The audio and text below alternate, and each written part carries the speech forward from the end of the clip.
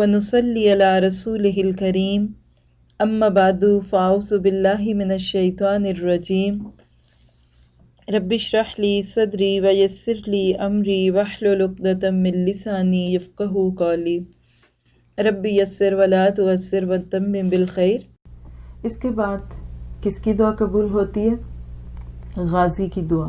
गाजी कौन होता है? जो अल्लाह के रास्ते में जिहाद के लिए निकले। और इससे अगला नंबर हज और उम्रा करने वाले की दुआ कबूल होती है।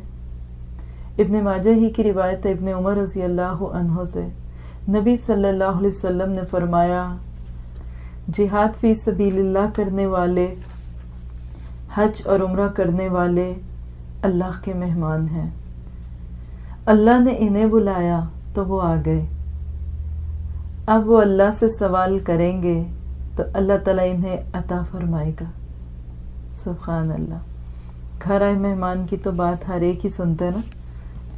इसके बाद किनकी दुआ कबूल है? नेक औलाद की दुआ माँ बाप के हक में।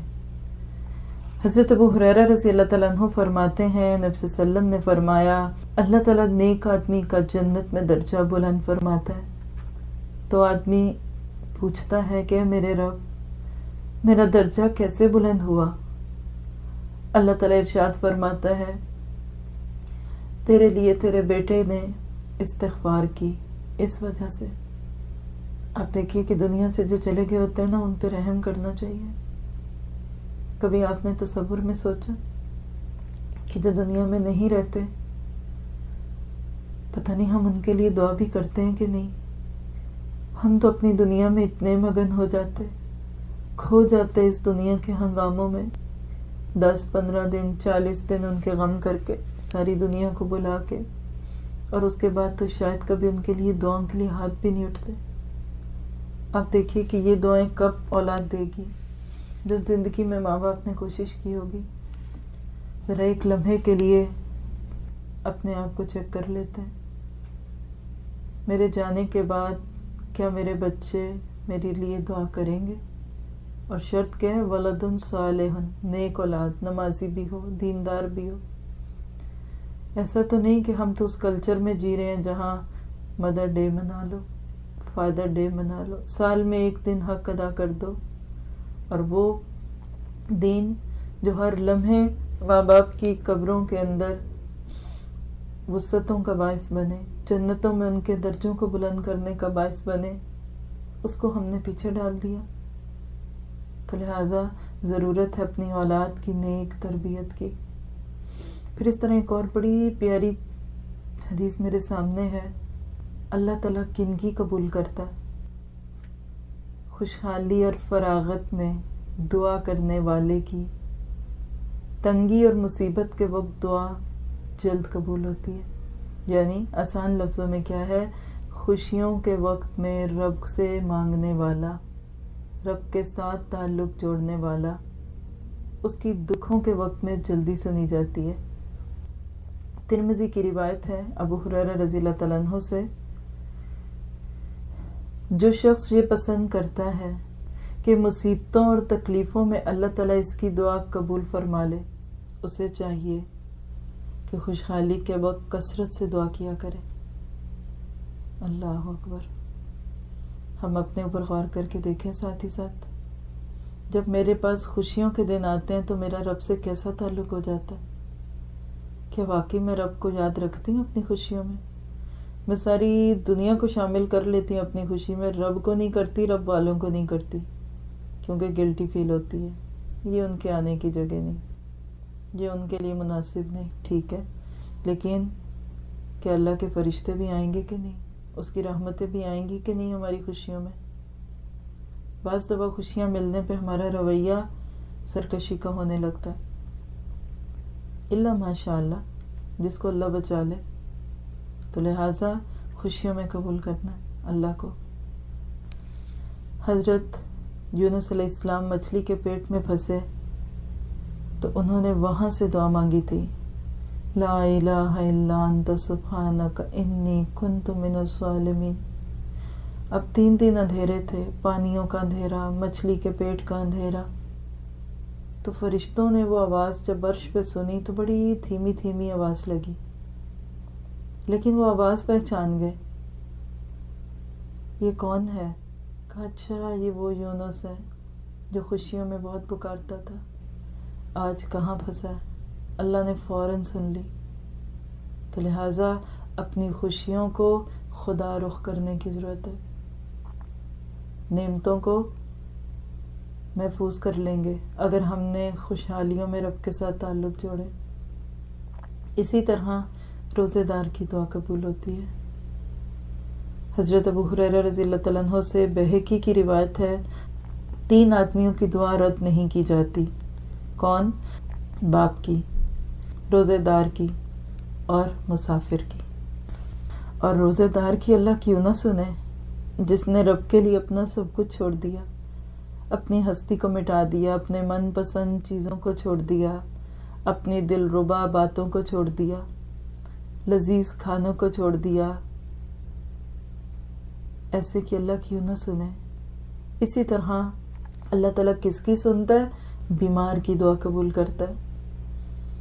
اللہ اکبر، بیمار کی دعا قبول کی جاتی ہے۔ اللہ کے نبی صلی اللہ علیہ وسلم جب کسی بیمار کی عیادت کو جاتے تو کہتے کہ تم میرے لیے دعا کرو۔ آج مجھے بھی بہت ہی یہ اچھا لگتا ہے جب کہیں کوئی بیمار ہوتا ہے یا اس کی عیادت کو جائیں تو وہ لوگ کہتے ہیں نا کہ پلیز ہمارے لیے دعا کریں، ہمیں دعاؤں میں یاد رکھیں۔ تو میں کہتی ہوں کہ دعاؤں کی قبولیت کے تو آپ مستحق ہیں اس وقت، انشاءاللہ آپ ہمارے لیے دعا کیا کریں۔ اسی طرح اور کس کی قبول کی جاتی ہے؟ مسلمان بھائی کی غیر موجودگی میں مانگی گئی دعا جلد قبول ہوتی ہے۔ ابن عباس رضی اللہ تعالیٰ عنہ سے بہقی کی صحیح روایت ہے، 5 دعائیں قبول کی جاتی ہیں۔ کس کس کی؟ مظلوم کی دعا یہاں تک کہ بدلہ نہ لے، یہ بات اس میں نوٹ کیجئے گا، بدلہ نہ لے۔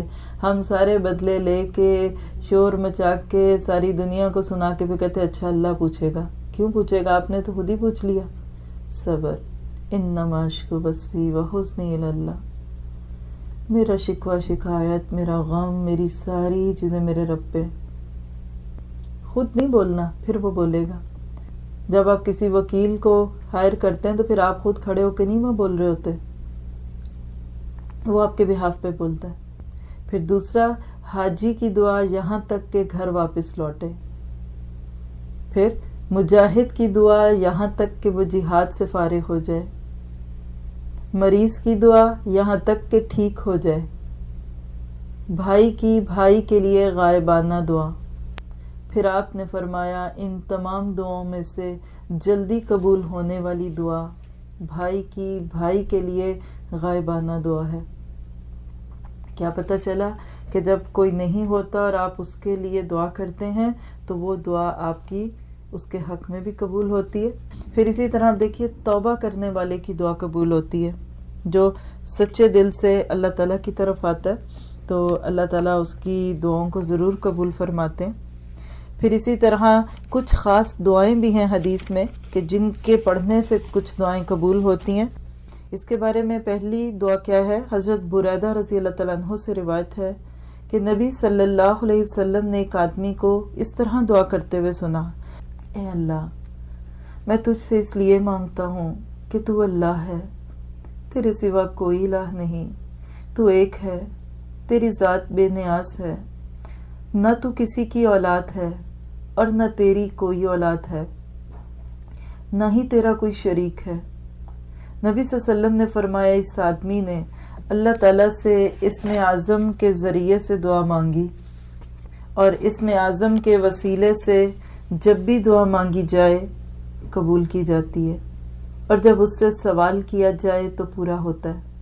یہ ترمذی، ابو داؤد اور مشکات کی روایت ہے۔ اور میں اس دعا کو اتنا پرسنلی اس کے ساتھ میرا دل لگتا ہے نا، جیسے کوئی اپنی ماں سے لاڈ کرتا ہے نا، امی آپ تو میری امی ہیں، آپ سے نہ مانگوں تو کس سے مانگوں۔ بہت پیار سے یہ دعا مانگنے کی ہے، اور واقعی بڑی خاص دعا مانگنی ہو تو آپ اس طریقے سے مانگیں، اللہ تعالیٰ اگر کوئی چیز راستے میں رکاوٹ نہ ہوئی تو ضرور قبول کرتا ہے۔ پھر اسی طرح ایک اور دعا ہے کہ جس کی وجہ سے دعا قبول ہوتی ہے، جس کا ذکر اس میں بھی آیا تھا لیکن اسم اعظم. نبی صلی اللہ علیہ وسلم نے فرمایا کہ جب اللہ تعالیٰ سے اسم اعظم کے وسیلے سے دعا مانگی جائے تو اس کی دعا قبول کی جاتی ہے، اور جب کوئی سوال کیا جائے تو وہ پورا کیا جاتا ہے. یہ بھی ترمذی، ابو داؤد اور مشکات کی روایت ہے. اسی طرح حضرت انس رضی اللہ تعالیٰ عنہ سے ترمذی، ابو داؤد، ابن ماجہ اور مشکات کی روایت ہے. کہتے ہیں کہ میں مسجد نبوی میں نبی صلی اللہ علیہ وسلم کے ساتھ بیٹھا ہوا تھا. ایک شخص نے نماز پڑھی اور اس کے بعد دعا مانگی.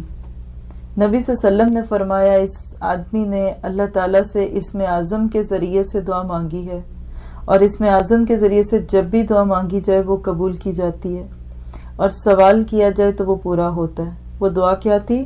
اللہم انی اسألک بین لک الحمد لا الہ الا انت الحنان المنان بدیع السماوات والارض یا ذا الجلال والاکرام یا حی یا قیوم اسألک.